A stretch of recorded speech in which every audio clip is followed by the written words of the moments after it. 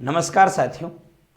आज मैं आपके सामने एक ऐसी कहानी लेकर आया हूं जिसका नाम सुनते और स्क्रीन के पीछे एक शब्द सुन के आपको ये लग रहा होगा कि क्या YouTube चैनलों पर भी अब जातिगत शब्दों का प्रयोग किया जाने लगा। साथियों, ये केवल आपके लिए ही नहीं, ये पूरे भारत देश के अंदर आज के समय में थोड़ा कम हुआ। अगर आप पहले देखोगे तो जाति को लेकर बहुत ही ज़्यादा टिप्पणी की जाती थी। अगर हम आज से 10 साल, 15 साल, 20 साल पहले की बात करते हैं तो जातियों के अंदर ही लोगों को उलझाकर रख दिया जाता था। आज मैं यहां पर बात कर रहा हूं दोस्तों, यहां पे चमार जाति की। चमार नाम सुनते ही हमारे मन के अंदर एक ख्याल आया होगा यार कि जो ढोर मर जाते हैं, ढोर ढोने का काम करते हैं और उनकी चमड़ी निकालते हैं, वो खाते हैं।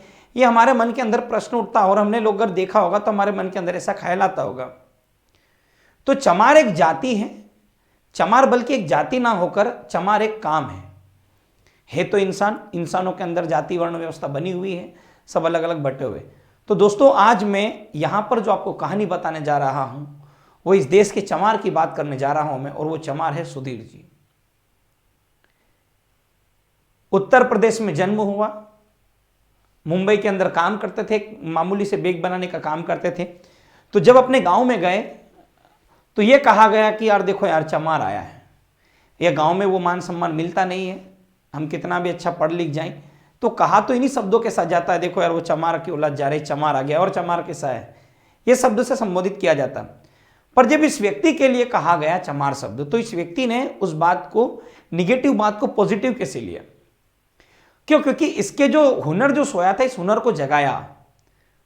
आज जो सुधीर जी है, इनके बारे में मैं बात करने जा रहा हूं दोस्तों, जिन्हें आज से पहले चमार कहकर चिढ़ाया जाता था अपने ही भाई बंधु, अपने जो मित्र के द्वारा, अपने गांव वालों के द्वारा। पर इस बंदे ने हार नहीं मानी और उस जाति के चमार काम को ही उसने सार्थक करके दिखाया। आज न केवल इनके द्वारा बनाए गए प्रोडक्ट, इनका जो मुख्य व्यापार है, जो बिजनेस है, वो चमड़े का है। और चमड़े से ये लोग क्या करते हैं, पहले ये नॉर्मल बैग बनाते थे, कपड़े का बैग। पर जब पता चला कि यार लोग चमार चमार कहते हैं तो फिर इन्होंने काम किया कि चमड़े से अब हम बनाएंगे बैग। तो इन्होंने चमड़े से बनाना चालू किया बैग और चमड़े के ही बेल्ट। अब मार्केट में इसकी डिमांड बहुत ज्यादा बढ़ी क्योंकि इनकी जो क्वालिटी होती है वो बेस्ट क्वालिटी होती। इन्होंने सबसे पहले एक स्टूडियो खोला धारावी में ही, जिसका नाम रखा चमार स्टूडियो, जहां पर चमड़े के काम करने वाले लोगों को इन्होंने अपना व्यापार, अपना जो काम था उसके अंदर रोजगार दिया और रोजगार देकर वहां पर बैग बनवाने का काम किया और बेल्ट बनाने का काम किया। पर यही है, व्यक्ति जब ठान लेता है तो सारी चीजें संभव होती है और उसी को सार्थक करके दिखाया सुधीर जी ने। छोटे से गांव में पले, घर की कंडीशन इतनी अच्छी नहीं, कपड़े का बैग सिलने वाला व्यक्ति आखिर में इतना बड़ा व्यक्ति बन कैसे गया। यह मेहनत है, ये जुनून है, ये जज्बा है। ठान लो तो सब हो। तो वही ठानने की जरूरत थी और उसी को ठान के सुधीर ने एक चमड़े का बैग बनाना और चमड़े के ही इन्होंने बेल्ट बनाने का काम चालू किया।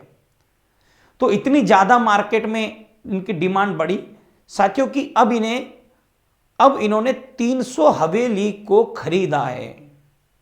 300 जो पुरानी हवेली थी उसको इन्होंने खरीदा है और उनका नाम रखा है चमार हवेली।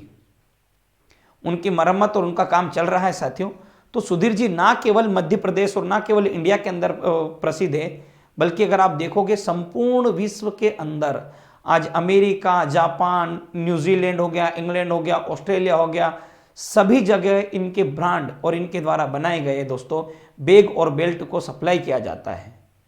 तो ये उस व्यक्ति की कहानी है साथियों कि जहां पर हम लोग हमारी जातिगत बातों को सुनकर बुरा मान जाते हैं, वहीं पर यहां पर इन्होंने अपना काम करके और वो चीज सार्थक कर दी साथियों जो आज तक कोई नहीं कर पाया था।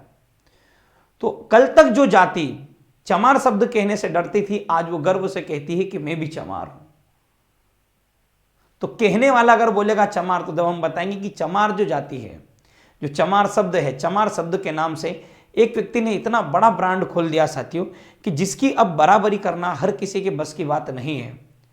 तो कभी भी अपनी जातिगत बातों से या जातिगत भाषाओं का प्रयोग करके किसी व्यक्ति को चिढ़ाना नहीं चाहिए। अगर चिढ़ाते भी हैं तो मेरा ये मानना कि हम बुरा ना माने, हर किसी के धर्म जाति का सम्मान करें और किसी को अपमानजनक या सम्मानजनक अपमानजनक शब्द ना कहें और हमेशा किसी से बात करो तो सम्मानजनक बात करें। तो ये थी कहानी आज की हमारे यहाँ पे सुधीर जी की। तो धन्यवाद, मुलाकात करेंगे अगली वाली कहानी में। तब तक के लिए मेरी ओर से जय हिंद, जय भारत।